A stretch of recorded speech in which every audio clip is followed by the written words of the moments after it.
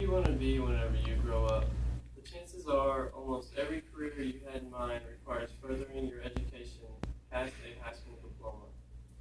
But how do you apply to college? This process can seem terrifying, but if you have the right tools needed, your college career will be right around the corner. Almost every high school student does not get taught how to apply to college. We as teenagers are expected to teach ourselves, and after my speech, I will hope to provide all students my age with the knowledge they need to go fulfill their college dreams.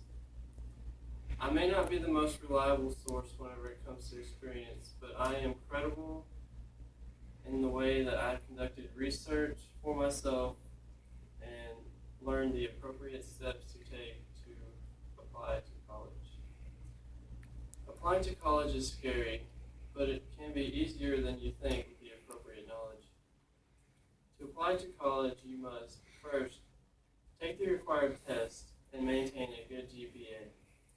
Research and tour colleges you believe that best fit you. And third, decision time. Complete FAFSA and print out transcripts and then apply.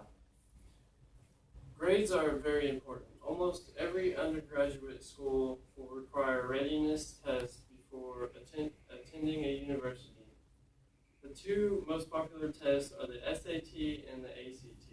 According to the Office of the U.S. Department of Education, the SAT measures one's ability rather than knowledge. The test is about 45 minutes long and consists of mostly multiple choice questions that cover writing, critical reading, and math. The ACT measures what you've learned in school rather than your ability to think.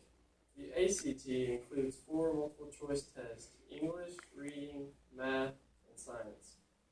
Both are tests acceptable for most all colleges and can be taken unlimited number of times all throughout the year. It is also important to maintain an acceptable GPA, typically a 2.5 or higher, which can be done by making A's and B's in high school. Take it from me, it is very easy to slack off your freshman or sophomore year, but do not do it. All your high school career is a huge part of your GPA. Okay, next slide. Now that we've talked about taking the appropriate test, now we're going to talk about researching and touring colleges. Find the right college for you.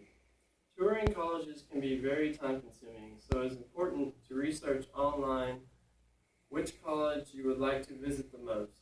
There are a lot to consider about these colleges. Does this college benefit the future career I want to pursue? Am I fit for this school? Is it too big or too small? What can this school offer me? Scholarships, lower tuition? First, research the schools of your choosing online and pick your top 5 based on the 3 questions I listed above. This is a good way to narrow down your universities. Now, tour the 5 you have chosen to be sure where you want to go. Make sure to ask plenty of questions as well. Ask the requirements needed for the appropriate scholarships and grants. Also, take a look at campus life to see if you can fit in. According to Big Future by the College Board, at many campus tours, you can even attend a class or stay the night in a dorm to get a real feel of that specific college experience. College Board. Alright, next slide. Now that we've discussed touring the appropriate colleges and the appropriate tests to take, let's discuss making your decision. Complete FAFSA, retrieving transcripts, and applying. This step can be the scariest, but also the most exciting. The most important part of the application process is making sure that you send in all the requirements and materials in correct order. Be sure not to leave anything out. University Language Service states that college application requirements can vary from college to college, but thankfully the basics are mostly the same. first step to fill out the general application includes personal information about yourself and the next extracurricular activities you participated in high school. Next, most colleges will require an admissions essay. The university might give you a topic to write about, or you can create your own. Lastly, you should include an official transcript and send the school your SAT and ACT scores.